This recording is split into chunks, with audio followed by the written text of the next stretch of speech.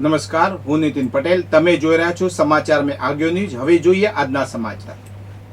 મહેસાણા શહેરની મધ્યમાં આવેલી સિવિલ હોસ્પિટલમાં રીડેવલપમેન્ટ હેઠળની બિલ્ડિંગના ત્રીજા માળેથી એક યુવક પટકાતા તેનું મોત નીપજ્યું છે. ઉત્તર પ્રદેશના વારાણસીના દુધવા ગામના 23 વર્ષીય મોનુ રાધેશ્યામ નામના યુવકની આ ઘટનામાં જાન ગઈ છે. રાત્રે લગભગ 10:30 વાગે તે નવી બિલ્ડિંગના સ્ટેચર રેમ્પ પર બેસીને મોબાઈલ ફોન જોઈ રહ્યો હતો. અચાનક તે ત્રીજા માળેથી નીચે પડી ગયો હતો. ગંભીર ઈજાઓ સાથે તેને તાત્કાલિક સિવિલ હોસ્પિટલના ટ્રોમા સેન્ટરમાં ખસેડવામાં આવ્યો હતો. રાત્રે આશરે 1:30 વાગે સારવાર દરમિયાન તેનું મોત નીપજ્યું હતું.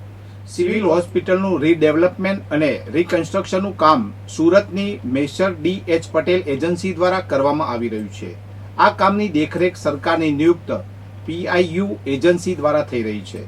સ્થાનિક એ ડિવિઝન પોલીસે ઘટના સ્થળે પહોંચી તપાસ કરી છે. મૃતક યુવકના ભાઈએ પોલીસને નિવેદન આપ્યું છે. પોલીસે અકસ્માતે મોતની નોંધ કરી વધુ તપાસ હાથ ધરી છે. મહેસાણા તાલુકાના ગિલોસણ ગામમાં સરપંચ પદની ચૂંટણીમાં મોટી ચૂક સામે આવી છે.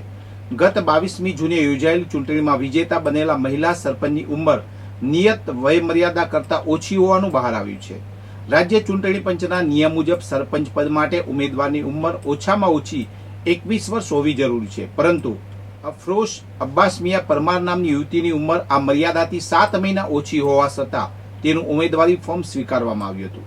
મહેસાણા તાલુકા પંચાયતના વિસ્તરણ અધિકારી અને રિટર્નિંગ ઓફિસર નયન પ્રજાપતિએ ફોર્મ ચકાસણીમાં બેદરકારી દાખવી હતી. 25મી જૂને જાહેર થયેલા પરિણામમાં અફરોશ પરમાર વિજેતા બન્યા હતા. સરકારમાં વિજેતા ઉમેદવારની માહિતી એકત્રિત કરતી વખતે આ ગંભીર ચૂક પકડાઈ હતી. તાલુકા વિકાસ અધિકારીએ આ મામલે રાજ્ય ચૂંટણી પંચના પ્રતિનિધિ અને મહેસાણા પ્રાંત અધિકારીને અહેવાલ મોકલ્યો છે. રિટર્નિંગ ઓફિસર સામે કાર્યવાહીની માંગ કરવામાં આવી છે. આ ઘટના બાદ સરકારી તંત્રની કામગીરી સામે અનેક સવાલો ઊભા થયા છે. બનાસકાંઠા જિલ્લાના થરાદમાં 2 ઇંચથી વધુ વરસાદે જનજીવન અસ્તવ્યસ્ત કર્યું છે. થરાદ વાવ હાઈવે પર પાણી ભરાવાથી વાહન વ્યવહાર ખોરવાયો છે. પાણી નિકાલની યોગ્ય વ્યવસ્થાના અભાવે વાહન ચાલકો મુશ્કેલીમાં મુકાયા છે. હાઈવે પર ભરાયેલા પાણીમાં એક એસટી બસ બંધ પડી ગઈ હતી. મુસાફરોએ બસને ધક્કા મારીને પાણીમાંથી બહાર કાઢવી પડી હતી. રિક્ષા સહિતના અન્ય નાના મોટા વાહનો પણ પાણીમાં ફસાયા હતા. આ વિસ્તારમાં પાણીના નિકાલ માટે કોઈ કાયમી વ્યવસ્થા નથી. પરિસ્થિતિને નિયંત્રણમાં લેવા હાઈવે ઓથોરિટીએ જેસીબી મશીન દ્વારા ડિવાઈડર તોડીને પાણીનો નિકાલ કર્યો છે. આ ઘટના હાઈવે ઓથોરિટીના આયોજનના અભાવને દર્શાવે છે. થરાદ તાલુકાની નર્મદા કેનાલના મહાજનપુરા અને દોલતપુરા પુલ વચ્ચેથી એક યુવકનો મૃતદેહ મળી આવ્યો છે. થરાદ નગરપાલિકા ફાયર બ્રિગેડને જાણ થતાં ફાયર ઓફિસર વિરમજી રાઠોડની ટીમે ઘટના સ્થળે પહોંચી મૃતદેહને બહાર કાઢ્યો હતો.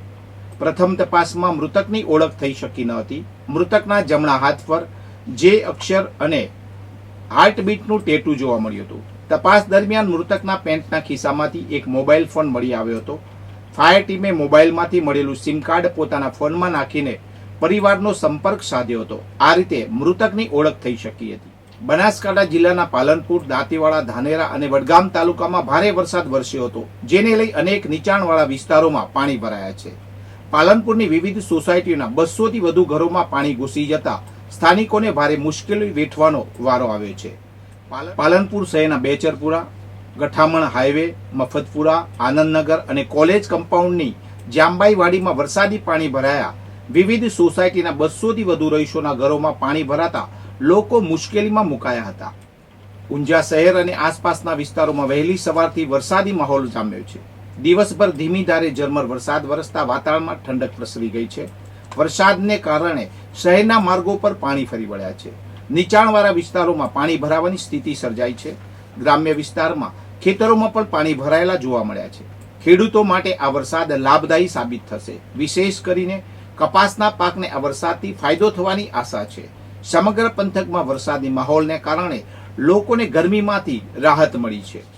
ખેડા શહેરમાં બસ સ્ટેન્ડ નજીક આવેલા એક પ્લાસ્ટિકના ગોડાઉનમાં ભીષણ આગ લાગી હતી. એકાએક આગ લાગતા ભારે અફરાતફરી મચી ગઈ હતી.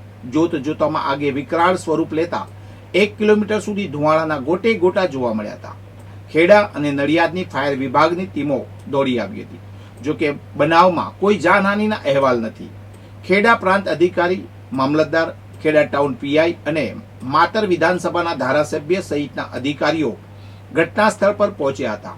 ખેડા શહેરમાં બસ સ્ટેન્ડ નજીક આવેલા એક પ્લાસ્ટિકના ગોડાઉનમાં આગ લાગતા આસપાસના દુકાનદારો અને ઝુંપડપટ્ટી વિસ્તારના લોકોનો જીવ અદ્ધર થઈ ગયો હતો.